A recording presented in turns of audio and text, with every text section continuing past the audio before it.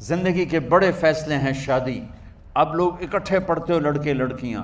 اپنی شادی کے فیصلے خود نہ کرو، اپنے ماں باپ کے حوالے کرو. اس میں شرافت بھی ہے، اس میں برکت بھی ہے، اس میں رحمت بھی ہے، اور اس میں والدین کی دعائیں بھی ہیں. کورٹ میرج کو ہوا نہ دو. Boyfriend girlfriend culture ہمارا نہیں ہے. میرے نبی کے طریقے میں مرد اور عورت کا صرف نکاح سے تعلق ہے، اس کے علاوہ سب جہنم کی آگ ہے. اور والدین سے کہتا ہوں کہ اپنے بچوں سے پوچھ کے رشتے کرو، زبردستی مت کرو. میرا معاشرہ بہت سنگین قسم کے جرم کا شکار ہے. بچوں پہ مسلط کر دیتے ہیں، ایتھے ہی کرنی ہے، جٹاں چی کرنی ہے، بٹاں چی کرنی. پتہ نہیں آئے کتوں ہیں جٹ بٹ. چلو تم ناراض نہ ہو، راجپوتاں چی کرنی. میں راجپوت ہوں، میں اپنی قوم کو بھی رگڑ دیتا ہوں. راجپوتاں چی کرنی، اگاں کرنی ہی کوئی نہیں.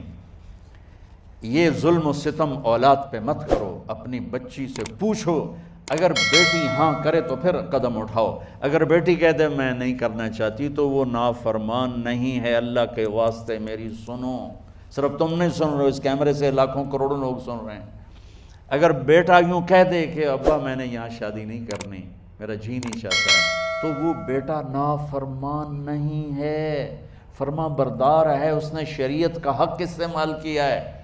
اب ایسا ظلم مت کرو کہ نہیں اتھے ہی کرنی ہے، اتھے گھروں نکل جا. زندگی تم نے تو نہیں گزارنی، زندگی تو بچے نے گزارنی. میں قربان جاؤں. ایک حدیث سنو پہلے، پھر اگلی بات سناتا ہوں. ما تزوجت وما زوجت الا بوحی من السماء نزل به جبریل. لوگو سنو، میں نے جہاں شادی کی، میں نے جہاں بیٹی کی شادی کی، پہلے آسمان سے جبریل فرشتہ اللہ کا حکم لے کر آیا، پھر میں نے قدم اٹھایا. سمجھ گئے میری یہ بات؟ سمجھ گئے سارے؟ اب اگلی سنو. حضرت علی فاطمہ کا رشتہ لینے آ گئے، اور جبریل ان سے پہلے آ گئے کہ یا رسول اللہ فاطمہ علی کے لیے ہے. باپ محمد مصطفیٰ جیسا ہے، رشتہ مانگنے والا علی جیسا ہے، اور بیٹی فاطمہ جیسی ہے. اور آپ پوچھتے ہیں علی کیسے آئے؟ وہ شرم کی وجہ سے کچھ کہہ نہ سکے، چپ. آپ کو تو پتہ تھا. آپ نے فرمایا فاطمہ کے رشتے کے لیے آئے ہو؟ کہا جی. تو جبریل تنال بیٹھا ہوا ہے کہ یا رسول اللہ اتھے ہی کرنا ہے. آپ نے ہاں نہیں کی، آپ نے کہا انشاءاللہ، اور یہ کہہ کر اٹھ گئے. انشاءاللہ نبی کا ہاں ہی ہوتا ہے.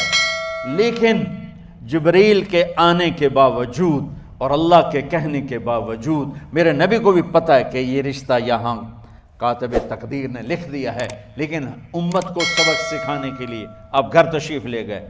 بیٹی فاطمہ کہ جی یا رسول اللہ. کہا علی کا رشتہ آیا ہے، میں ہاں کر دوں؟ سبحان اللہ. میں اپنے دیہاتی بچیوں پہ مجھے رونا آ گیا کہ جنہیں پتہ ہی نہیں ہوتا سانو کہیں نال بن دیتا جانور ہے یا انسان ہے. علی جیسا داماد. چلو علی کو چھوڑو، فاطمہ کو چھوڑو، جبریل آیا بیٹھا ہے، جبریل آیا بیٹھا ہے. اس کے بعد فاطمہ سے پوچھنے کی کیا بات ہے؟ جبریل آ کر کہہ یا رسول اللہ، اللہ کہہ رہا ہے فاطمہ علی کے لیے ہے اور علی فاطمہ کے لیے ہے، اور پھر آپ کہتے ہیں بیٹی فاطمہ ہاں کر دو. ہماری تو آج کی بیٹیاں انکار نہیں کرتی، چپ کر کے گاں ماج طرح بن چھڑ دین قلعے نال.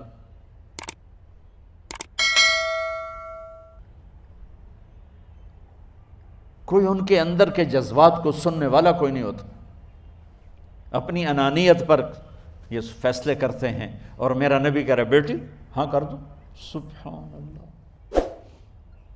آپ کا کیا خیال ہے فاطمہ نے انکار کرنا تھا؟ یہ بیٹیاں نہیں انکار کرتی تو فاطمہ نے کہاں کرنا تھا؟ لیکن یہ سبق دینا تھا ان والدین کو جو نادانی میں نادانی کے فیصلے کر کے اولاد کو ہمیشہ ایک ٹھنڈی آگ میں دھکا دے دیتے ہیں. حضرت فاطمہ رضی اللہ تعالیٰ عنہا نے جب ہاں کی پھر آپ باہر نکلے. اچھا مزے کا واقعہ ہو. حضرت علی اٹھ کے باہر نکلے تو صحابہ باہر کھڑے انتظار کر رہے تھے کہ کیا ہوا. حضرت علی کو بھیجنے والے تھے عبد الرحمن بن عوف. پہلے ابو بکر گئے تو آپ نے انکار کر دیا، عمر گئے رشتہ مانگا، آپ نے انکار کر دیا. عبد الرحمن بن عوف نے علی سے کہا آپ جائیں، آپ کا رشتہ رد نہیں ہوگا. کہنے لگے میرا تو ذاتی گھر بھی کوئی نہیں، مجھے کہاں سے رشتہ ملے گا، میں تو بالکل غریب ہوں. کہا نہیں تم جاؤ. تو واپس آتے انہوں نے عبد الرحمن بن عوف پہ چڑھائی کر دی. ویکھیا ہے نا تو میں نو گلے آئی، انکار ہو گیا. تو صحابہ نے پوچھا کیا ہوا؟ کہا کچھ کہا ہی نہیں، چپ کر کے اٹھ گئے. تو عبد الرحمن بن عوف کہنے لگے کچھ بولے صحیح، کہ بس اتنا کہا انشاءاللہ. کہا تو مبارک ہو، نبی کا انشاءاللہ ہاں ہوتا ہے. کہا اچھا تو اتنے میں آپ باہر تشریف لے. کہا علی، کہا جی، کہا لو بلاؤ، لوگوں کو بلاؤ. ساری مسجد بھر گئی، آپ کی ساری مسجد فل ہو گئی. آپ ممبر پہ کھڑے ہوئے علی کو سامنے بٹھایا. کہا لوگو یہ جبریل میرے پاس اللہ کا پیغام لائے ہیں کہ میں فاطمہ بنت محمد کا نکاح علی کے بن ابی طالب کے ساتھ کر دوں. پھر آپ نے خطبہ پڑھا اور کہا کہ علی، ہائے ہائے ہائے، میں نے فاطمہ بنت محمد کو 400 درہم مہر کے عوض تیرے نکاح میں دیا، تو نے قبول کیا؟ حضرت علی نے زور سے نعرہ لگایا میں نے قبول کیا، اور سجدے میں چلے گئے، اللہ کا شکر کا سجدہ ادا کیا. پھر میرے نبی نے وہیں سارے مجمع کو شہد کا شربت پلایا اور تازہ کھجوریں کھلائیں. اور پھر جب رخصتی ہوئی تو آپ نے حضرت علی سے فرمایا کہ آپ آ کے لے جاؤ. پھر آپ نے حضرت ام سلمہ، حضرت حفصہ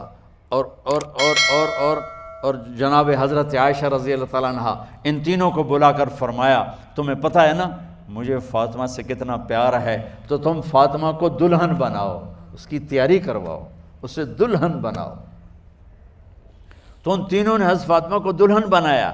پھر آپ نے حضرت علی کو پیغام بھجوایا، وہ تشریف لائے، اپنی اونٹنی لے کر آئے. حضرت عقیل ساتھ ہے، سلمان فارسی ساتھ ہے، اور دروازے پر اونٹنی بٹھائی. آپ علی کو اندر لے گئے اور یوں فاطمہ کا ہاتھ پکڑ کے علی کے ہاتھ میں دے کر فرمایا علی تمہیں نبی کی بیٹی مبارک.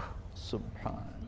پھر آپ نے کہا میری بیٹی فاطمہ، مجھے اپنے خاندان میں جو سب سے زیادہ محبوب تھا میں نے تیرا ہاتھ